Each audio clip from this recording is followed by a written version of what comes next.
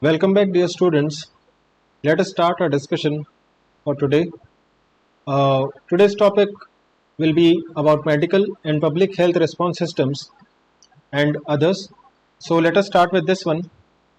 It includes the pre hospital emergency services that are the linkages to government incident command system, external medical services, extrication workers, search and rescue teams. So, in case of any emergency, it becomes again very essential to have a certain command system which acts as a headquarter in case of a disaster. For example, currently the latest issue is of the river conduct overflowing over the state of over a particular area in the state of Bihar, and definitely the district headquarters need to become the command system, or the latest nearby areas which has the government administrative bodies should become the command system which will be able to control the entire scenario, monitor the entire scenario, as well as provide the relief measures to various people present there. Next, we also have external medical services and extrication workers. External medical services play an important role, such as the Red Cross societies and the private agencies, as well as the extrication workers, which involves the health workers, the workers which will help in providing the assistance and the relief material to all the people. Next, we have assessment of immediate health needs. So, for example, continuing the same example on floods, which are the most recent disaster in our country. So, assessment first of all, and also the addressing the immediate health needs of the local people there. It again plays a very important role. So, what are the steps? Some of the steps involved, like firstly, we need to assess, is there any spread of disease. So, for example, corona is also spreading right now. So, we need to provide assistance in terms of COVID-19 as well as the flood relief. Immediate health needs, what do we require? The first thing any human require is food. So, the command system should be able to provide sufficient amount of food in case of disaster, to rehabilitate them, and to provide health needs as per special cases. Next, we have identification of medical and health resources. So, medical facilities, the nearby PHCs, the nearby hospitals, and other centers should be identified.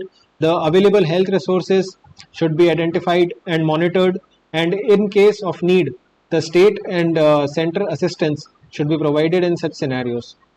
Next, we have temporary field treatment possibilities and prompt and proper treatment to save lives. So, let us take a different example of a fire case, fire disaster, a terrorism attack, earthquake, or a tsunami. May it be any type of disaster. A temporary field treatment procedures under medical and public health response systems plays a very important role. So, we should be in a position to provide doctors, to provide nursing staff and other staff who can work for the public health as a public health response system, and provide the assistance required for the local people.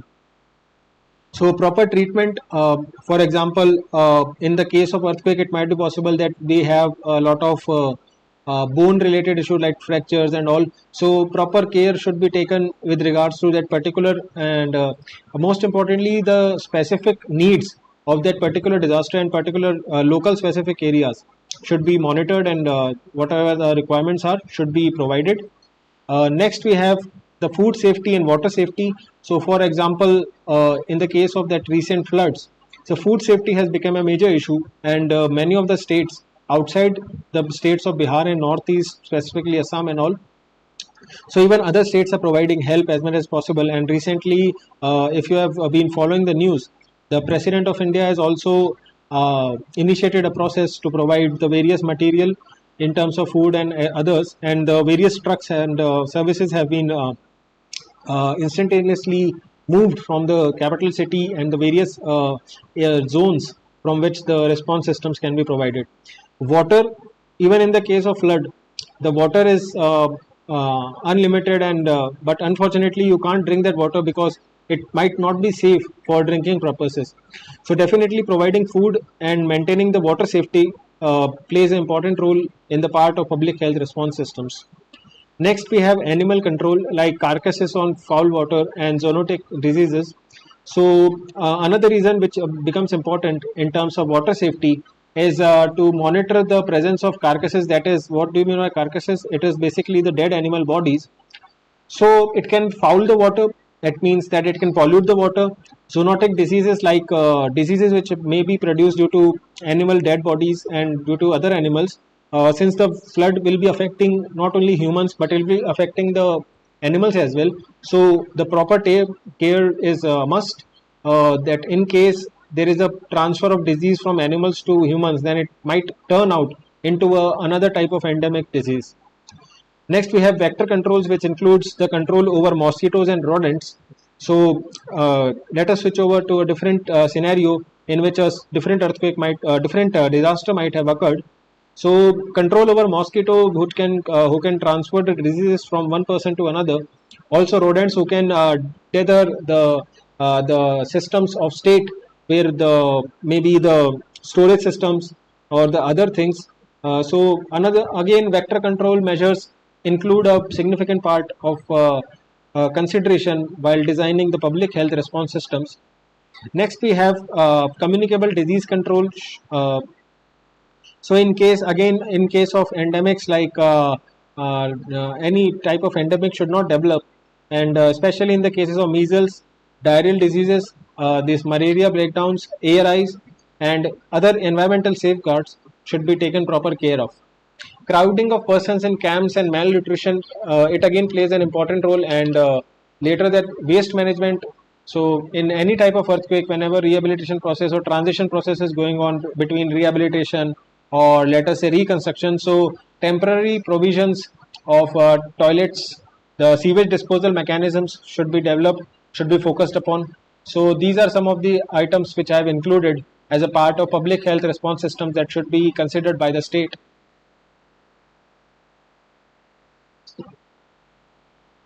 Next, we have to monitor and to assess if there are any possibilities of exposure to any infectious agents, such as in hospital or maybe some scientific laboratory is damaged, maybe some particular matter has been exposed and which might affect the masses. So next, I've again emphasized multiple times on the mental health, how the trauma affects the survivors of the disaster. So specialized psychological treatments and significant that plays a significant role in the special cases of terrorism, because a lot of torture and unmanly, unhumanly activities might be observed, and the survivors are the one who face this trauma. So mental health assessing and responding for to them, not just after the disaster but also for the upcoming years, it becomes important on the part of public health systems of the state to monitor the psychological needs of the local public.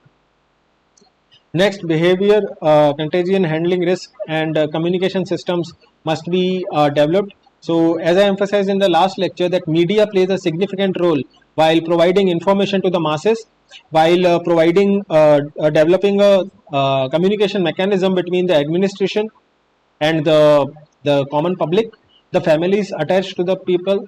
So this common link should not be broken, and the information should be provided anyhow to the relatives, to the public, and the state should monitor each and every system. Also, if in case there are possible survivors, then they should be identified at any cost and by using the latest technologies also. Next, we have the consequences of disaster. So again, health, in terms of health, physical and psychological needs play an important role. So physical, we include injuries, disabilities, death. Maybe the patient, the survivors, any of them might go into coma, might get entangled into that particular disaster, and some physical problems might develop. Next, on the psychological aspect, the social and the behavioral changes might be observed. So, as a health response system, we should be able to address such a disaster as well. So, cognitive, what does cognitive things mean? That cognitive approaches include the different type of mental attainments that a common man should have. So, due to disaster, some of the such cognitive needs might develop, and people might suffer from various disorders. So definitely psychological support and societal support plays an important role as a part of health response system. Next, structural damage to a variable extent, it should be assessed and it should be monitored as and when possible. So this mostly happens during the rehabilitation and the reconstruction processes. And as a civil engineer, I have also discussed in the last lecture that various structural integrity tests are performed in which the structural integrity of that particular infrastructure, may it be roads, may it be buildings, they are assessed based on the reinforcement allowed there, may be the what is the strength that is available in these structures, are these structures safe enough. Next, we have ecological changes, like changes in ecosystem might also be observed. So, for example, I will again take the example of COVID-19 disaster. So, as you might have heard in the various news, in one of the various famous news, a city in Punjab, namely Ludhiana and Jalandhar. So, it was observed that due to the lockdown, it was emphasized by the government. So, because of COVID-19, the lockdown came into place. Because of lockdown, the industries were shut down. The automobiles who were creating pollution in masses were shut down. So, because of that, environmental became clean. So, changes in ecosystem were observed, and in the states of Punjab, the atmosphere became so clear that the Himalayas were directly visible. Uh, Further, in the capital city of Delhi, where the air quality index reaches to the disastrous levels during that particular season. So during this time, due to changes in ecosystem, due to this disaster and consequences, so there also the air quality improvement were considerably observed. Next, financial losses are not a new topic in terms of disaster. Any types of disaster, may it be, it brings with it the financial losses to the local people, to the businesses, to the state in terms of taxes, to the and even as now to the worst hit sector like education, where you might have we all are facing together that educational institutes are mostly running in online modes, and we are missing out on various learning processes, such as you all students are missing out on lab practices and other things, and definitely one-to-one interaction is much better than this online interaction, so a combination might be possible. Further, talking about financial losses, the economy of a state goes into depression.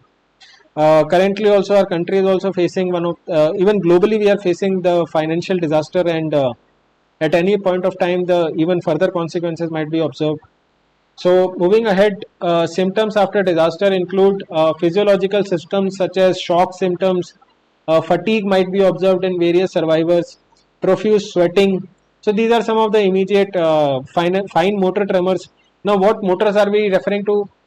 Being student of mechanical engineering, these are not motors which you study or design. These are basically the motors that are present in our bodies which processes various things. So motor tremors include the various motor in our brains which might be getting affected due to the various problems that might come up with this disaster. So further, chills, teeth grinding, muscle aches, and dizziness might be some of the common physiological systems.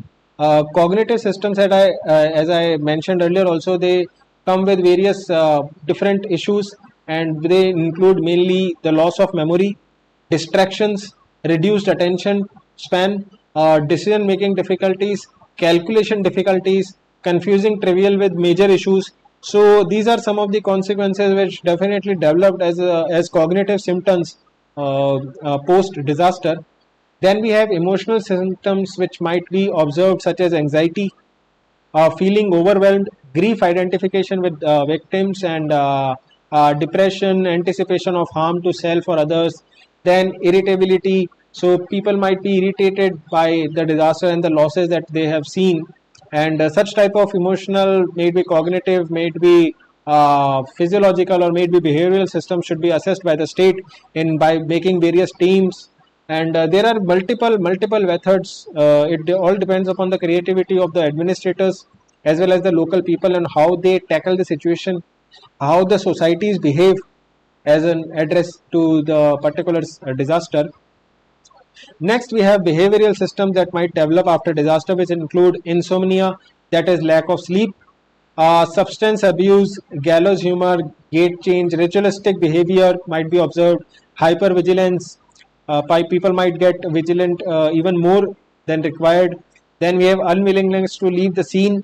So, for example, in a particular city, I am a resident there, and a disaster might have occurred which has ruined the city completely, and the state and the authorities asked me to rehabilitate in a particularly different area. So, due to presence of my local attachments, might be my residential properties, might be my some attachment to my society, I might not be willing, very much willing to leave the scene, to leave the area to the new place which is unknown to me. Further, we let us discuss the factors which may affect the reactions. So it includes the disaster related factors as well as host related factors. So some of the disaster related factors include the lack of warning systems, scope of the event, abrupt contrast of scene, personal losses or injury, type of disaster, traumatic stimuli which might develop, nature of destructive agent, human errors, time of occurrence, lack of opportunity for effective action, environmental changes. So these are some of the factors which might even further might even reduce or might even increase the effect of disaster on the society. Next, we have host related factors, which include the factors which are related mainly to the victims, the individuals as well as societies. So disabled, the ones with medical problems, then social, that society has a lack of support network, then cultural barriers might develop, and the factors include that demography, that age, as I've taken the example multiple times of younger and older age societies. So younger and older, very younger I'm talking about, so they face more of the difficulties. And sexually also we can divide the demography. So more stress is observed in women, but it is more resilient. Further, based on the past history with traumatic events might also play the factors. Mental illness and emotional problems might also play so part of factor which may affect the reactions. So in your university exams, these type of questions might be I'm expecting, which include the factors that may affect the reactions. So each and every slide can be prepared in a particular question. So what I will suggest you to firstly take a look on these issues, listen to what I'm trying to convey to you, try to visualize the problems by yourself, take your seat in the place of a victim, take your seat in the place of administrators, take your seat as a disaster management authorities, take your seat as government, take your seat even as the maybe the examiner who is writing the questions for you. So as a student, you should be able to visualize and take seats of all the places, so that we are able to understand that what are the problems that occur in each and every seat that you sit on. Let us move ahead.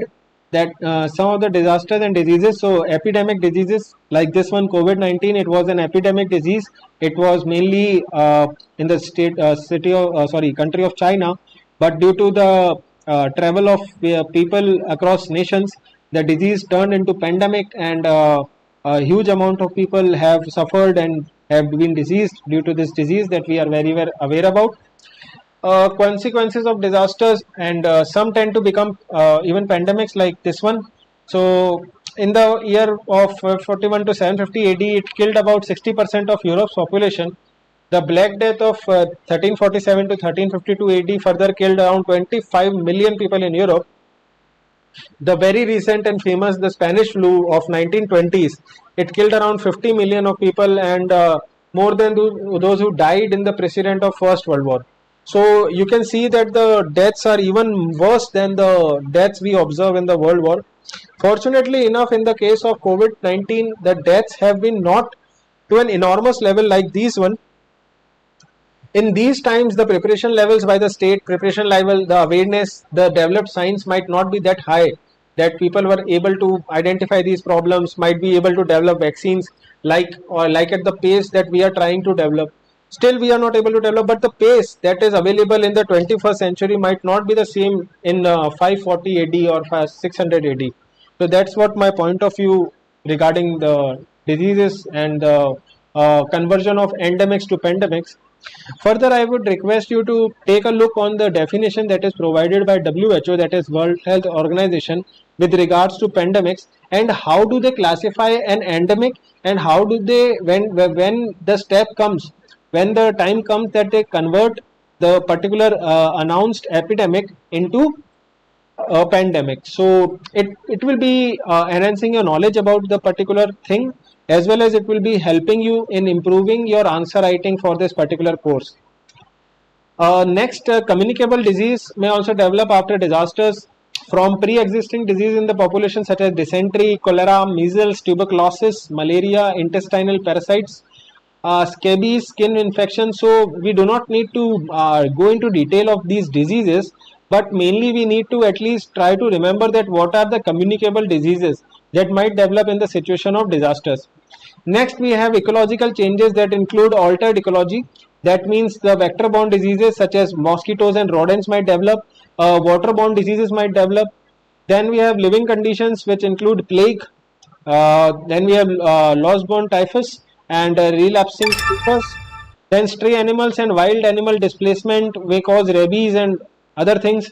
Even the wilder animals, if they enter the residential areas, it might cause even further deaths, because the animal life is itself affected, and even they are panicked as the panic is between the humans. Next, we have damage to public utilities. So maybe in the case of, let us take a case of earthquakes, in which the water and sewerage pipelines and the various disposal systems and piping networks might be disrupted.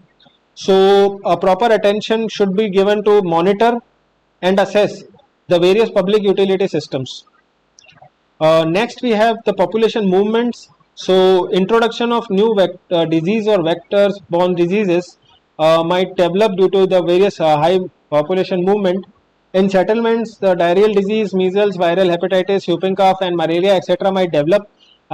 People moving, like right now people are moving internationally, and that just enhance the spread of corona. Further, interruption in public health services include disruption of curative and preventive services, then interrupted vector control, malaria, dengue, interrupted immunizations, measles, whooping cough, diphtheria. So all these further enhance these problems. Then we have altered individual resistance to diseases. So this is a very important thing, and it is very difficult for the authorities and administration to assess that what are the individual capabilities to resist a particular disease, what are the individual capacities to resist emotionally and psychologically as well. Further, as a developing nation, we face widely the malnutrition, and in the case of disaster, a natural calamity mainly, the such malnutrition susceptibility to diseases also further increases. So these are some of the things that further we need to take care of.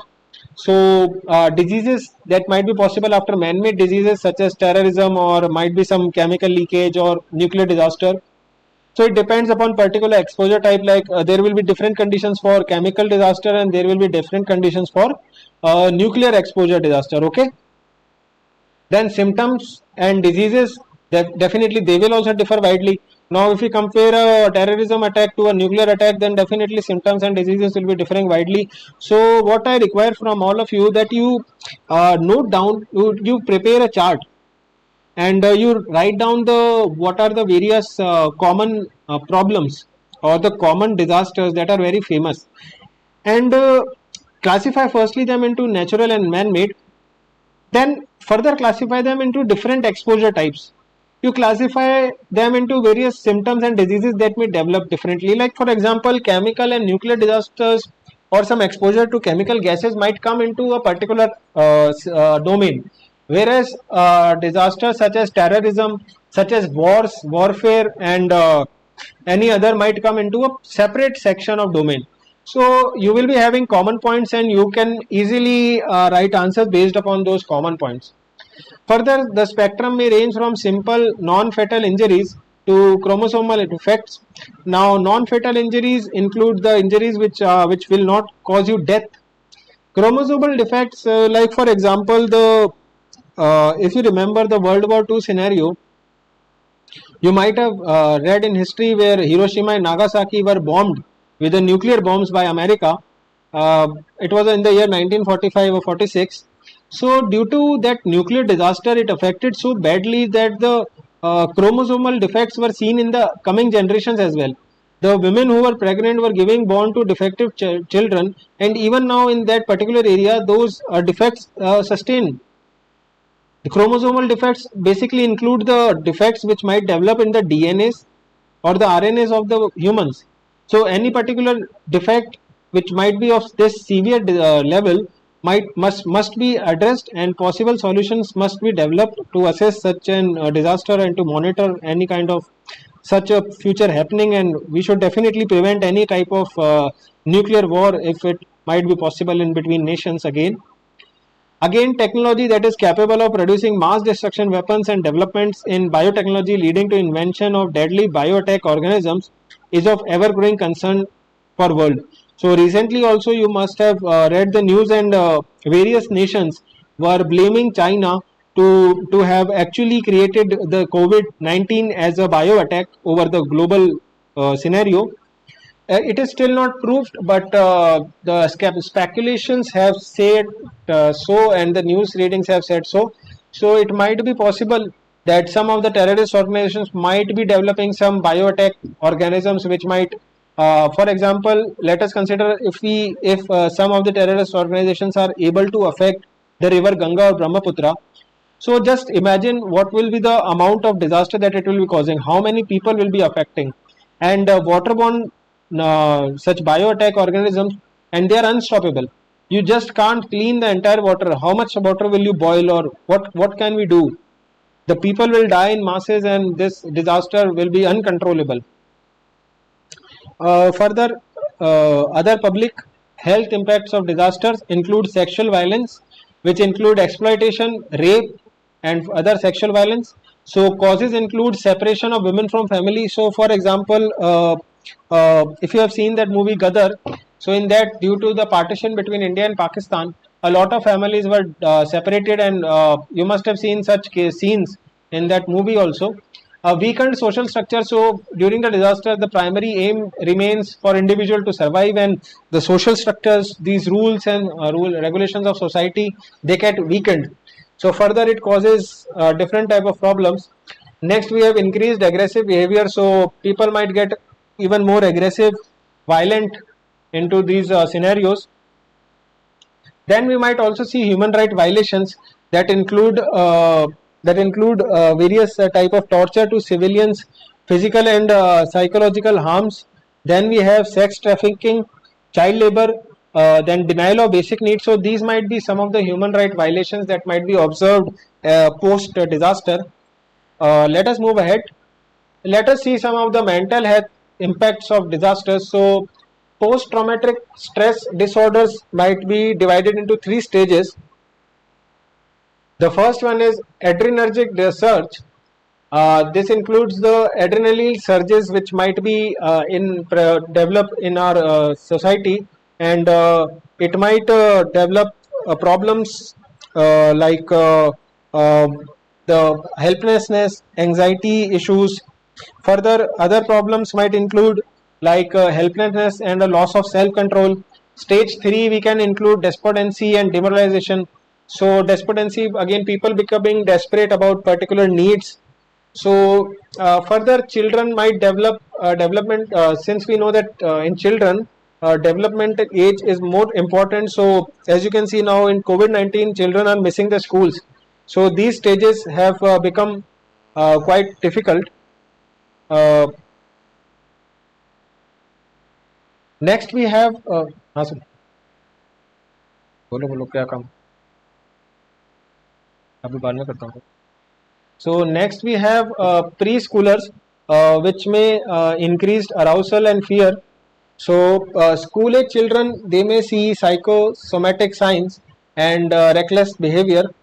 Next we have adolescents, which may partake in rescue and recovery, regression and withdrawal possible.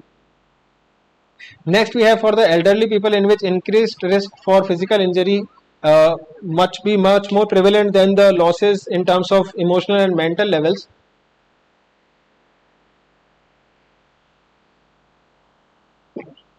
Next, we have rescue workers in disasters. So they play a role of helping hand like God.